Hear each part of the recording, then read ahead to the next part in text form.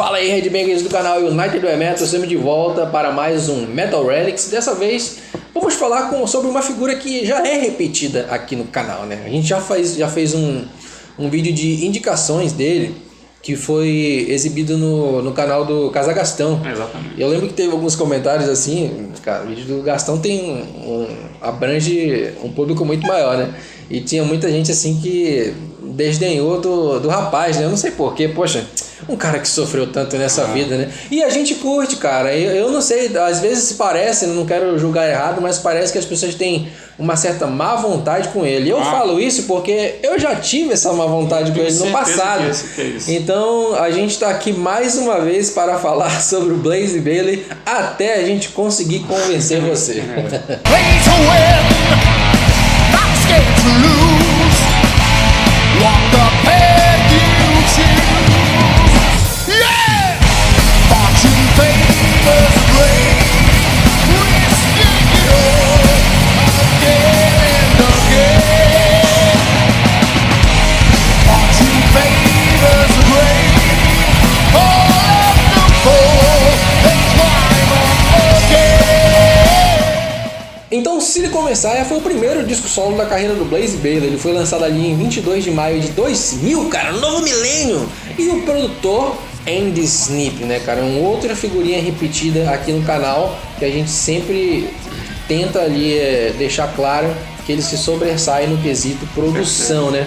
E a história desse álbum é o seguinte, né? Em uma entrevista um pouco recente ali, 2014, entrevista pro Get Your Rock Out, eu vou colocar aí o link na descrição do vídeo.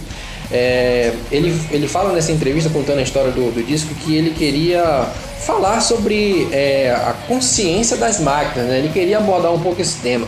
O Blaze sempre foi um cara muito aficionado por essa questão sci-fi, né? E ele já deixou claro isso, inclusive na sua própria discografia. A gente já falou sobre isso em outros vídeos aqui no canal. Então ele sentou no computador dele lá e começou a digitar todo tipo de ideia que vinha relacionado a esse assunto, né? Sobre inteligência artificial e esse tipo de coisa. E aí ele imprimiu isso e guardou, né? Então quando ele começou o processo de composição para o seu projeto solo, né? E começaram a vir as ideias de melodias, aí ele pegou esse rascunho que ele havia feito no computador e mesclou com as melodias que ele havia criado, e assim nasceu a música Silicon Messiah, né, cara? Ou seja, foi a primeira música que esse cara fez digitando em um computador, porque ele ainda é das antigas, né? Ele fazia ali no punho, no papel e tal, então até nisso existe esse conceito tecnológico por trás, né? Foi a primeira música que ele fez digitando no computador. Então, dá pra você dizer que não é um disco conceitual, mas que certamente flerta com esse conceito de inteligência artificial, né? Mas e fala sobre a formação desse disco aí, Márcio. Então, na época o Blaze ele optou por trazer, lógico, são músicos de muita qualidade, você consegue perceber isso pelo disco, nos solos que os caras criaram. Todos eles ajudaram o Blaze a compor as músicas, né? E aqui, ó, nas guitarras, Steve Ray, John Slater, os dois guitarristas, né? Jeff Singer, baterista, que também já foi baterista do Paradise Lost. E o Rob Naylor no baixo, e logicamente o próprio Blaze Bayley nos vocais. E assim, eu acho que eu cheguei a falar em um vídeo assim que existe uma certa diferença entre Blaze e Blaze Bayley, né? Mas aí eu vou até fazer uma errata aí. Eu acho que é a mesma coisa, porque assim, eu considerava que Blaze era banda, né? E depois ele mudou para Blaze Bayley, carreira solo, assim, o que ele fazia que desce na cabeça dele. Mas o fato é que esse disco aqui também, ele é um clássico disco solo, porque ele não tinha, quando ele começou o projeto, ele não tinha em mente ninguém. Ele que chegou e apresentou um projeto para a EMI, e aí a EMI é que também ajudou ele a encontrar esses caras, e aí abriram ali uma audição, né? Enviaram várias fitas para eles, vários CDs dos caras, e foi aí que ele chegou então nessa galera aí, né? O Jeff Singer, inclusive, ele foi o último a ingressar à banda. Então, assim, dá pra gente fechar que é um disco solo, né, cara? Cara, assim, o Blaze, ele, assim, eu lembro de ter visto uma entrevista anos atrás dele, exatamente sobre isso, porque acho que nos primeiros 2 discos, se não me engano, dos 3, tem Blaze somente, né? Como vocês estão vendo aqui na capa. E aí foi perguntado por que depois foi Blaze Bayley, foi mudado. E ele disse que foi justamente por conta disso, que muita gente não sabia que se tratava da banda dele. E eu acho que tinha uma outra banda com esse mesmo nome, uma banda mais desconhecida, que nem de metal era. Mas e aí ele colocou, né? Optou por colocar Blaze Bayley, justamente para que não tenha dúvida, né? Para que saibam exatamente do que se trata. Mas o fato é que o produto final, ele é um disco bem interessante, cara. E começa pela capa, a capa é sensacional. Na verdade, todo o encarte dele é muito legal. As artes aqui, desse bebezinho aqui, cara, envolvido nessas lances de placa eletrônica, é muito bacana. E, pô, as músicas são muito legais e é pesado, né? Isso começa já com a primeira música, Ghost in the Machine, que você sente o peso das guitarras ali. Era uma coisa que, sei lá, eu não esperava ouvir ali na carreira dele, porque a banda dele antiga não era assim tão pesada e o Iron Maiden também não é assim, né? Então eu fiquei surpreso nesse momento. E eu falo isso também porque quando esse disco pra mim foi quando eu de fato dei uma chance pra carreira do cara, entendeu? Porque eu não gostava dele no Iron Maiden, não gosto. Mas eu ouvi, para as 4 pessoas daqui de Manaus que acompanham o nosso canal, vocês conhecem o Arqueólogo ali no centro, né? Eu encontrei esse disco lá. Arqueólogo era uma loja que vendia usados e tal. E eu vi esse disco lá, pô, vou levar, né? Quebrar de galho. E porra, foi uma gratíssima surpresa, cara. Muito bom e bacana que com todo mundo que eu comentei empolgado, pô, vocês já ouviram esse disco aqui? Quem ouviu também falava, não, esse disco aí é bom pra caramba. Então, assim, é um trabalho legal, cara. Assim, você tava falando que não esperava esse peso, eu também. Primeiro que eu não esperava nem ouvir a banda dele, que eu, da mesma forma que o Brian falou, eu tinha meio pé atrás com Blaze, porque não que eu não gostasse, eu gosto muito do X Factor, eu gosto muito do X Factor mesmo. O problema foi quando, sei lá, 2 anos depois que o disco foi lançado, eu peguei uma fitinha, cassete, quem mais antigo vai lembrar, e escutei o Blaze cantando as músicas antigas. Aí começou pra mim, né, o calvário do Blaze na banda, cara. Não dava. Mas assim, cara, é até complicado, sem querer tocar nisso, mas quem que ia se negar ali? Não, eu não quero ser vocalista do Iron Maiden, não. Chama outro cara aí. A culpa não é dele, a culpa é da banda. Com certeza, cara. Eu acho que até o Chris Barnes ali, se fosse convidado, ia topar. E porra, topa porque o cara toca esse DC, o caralho é 4, verdade, ia topar. Entendeu? Então, assim, quando eu escutei, cara, eu demorei bastante pra escutar esse álbum e quando de fato eu falei, não, vou escutar, vou sacar o que é, assim, de alma limpa, sem preconceito nenhum. E aí, cara, a primeira coisa que me chamou a atenção foi a qualidade da produção e o peso realmente das músicas, riffs, sabe? Um riff melhor que o outro, refrão, ou seja, tá tudo no lugar aqui, cara. Tá tudo... eu acho que muita gente considera essa aqui, logicamente, muito melhor do que as coisas que ele lançou no Iron Maiden e tem muita gente que considera o melhor álbum da carreira inteira desse cara, do Blaze. Ele tem outras músicas muito bacanas durante a carreira, mas eu acho que esse disco ele é mais e outros álbuns, cara, eu tal. gosto de vários álbuns do Blaze. Você que não conhece, né, cara, começa por esse daqui pra você, porque primeiro aqui eu acho que ele deu tudo que ele tinha, né, cara, naquele momento. Ele não tinha muita escolha, ele não ia voltar com o Wolfsbane que ninguém conhecia, né, talvez ali na Inglaterra as pessoas conheçam, mas ou ele aproveitava a ajuda que estava tendo. Ele disse que o Steve Harris ajudou muito ele no início, direcionando, né, o que ele deveria fazer com a carreira solo dele. E teve a ajuda da gravadora também, de uma major, né, cara?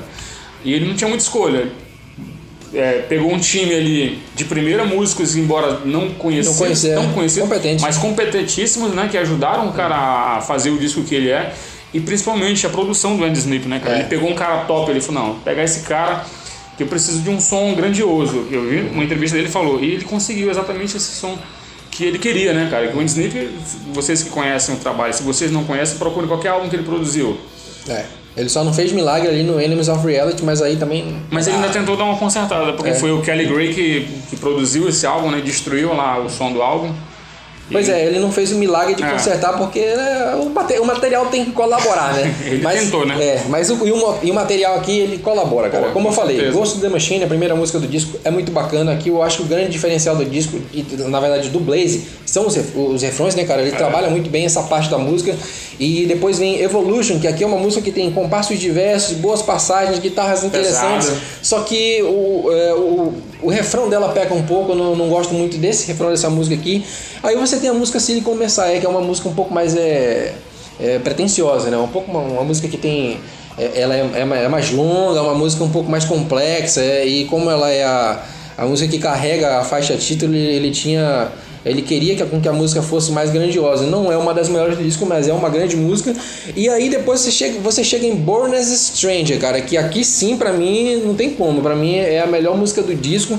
Aqui as verbalizações rápidas, elas se encontram ali com a cadência da guitarra. E a guitarra também tem suas partes aceleradas na música. E o refrão ele é demais, é um golaço assim do Blaze. Vamos tentar ganhar um bloco aqui do YouTube? Dá uma sacada nessa música aí agora.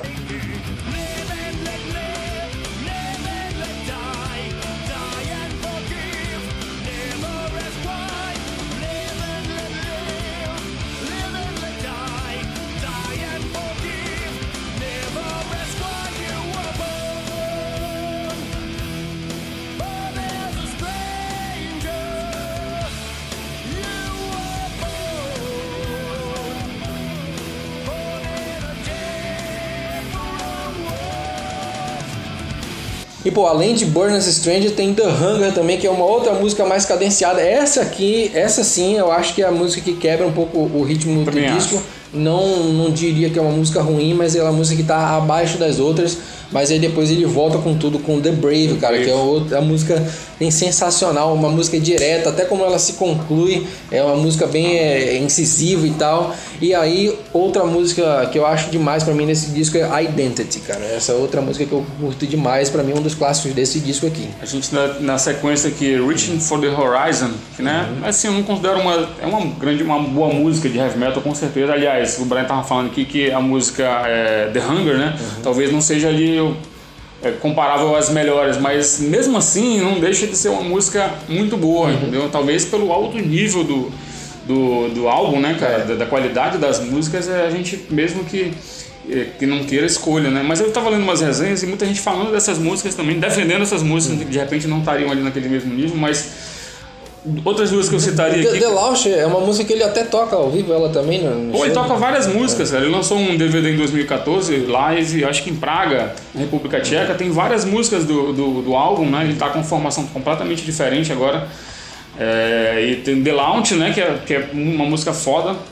E Stare the Sun. Essa é meio balada, né? Ele curte fazer essas baladas aí. Ela começa meio balada, mas ela tem umas partes pesadas e, porra, a linha vocal chega a ser até emocionante, cara, que é de tão foda que é. É a música que fecha o disco tracklist, oficial, né? Porque e a versão sul-americana desse disco ainda conta com mais 3 extra tracks aí, que é The Day I Fell the Earth, Motherfucker Are Us e Tall as Steel, cara. Então, assim, pra mim é um descasso.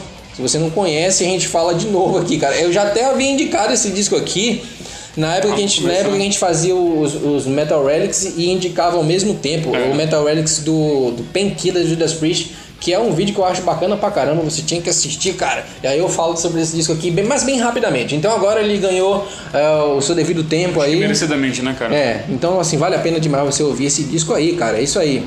Obrigado por ter acompanhado e até a próxima. Valeu! Valeu!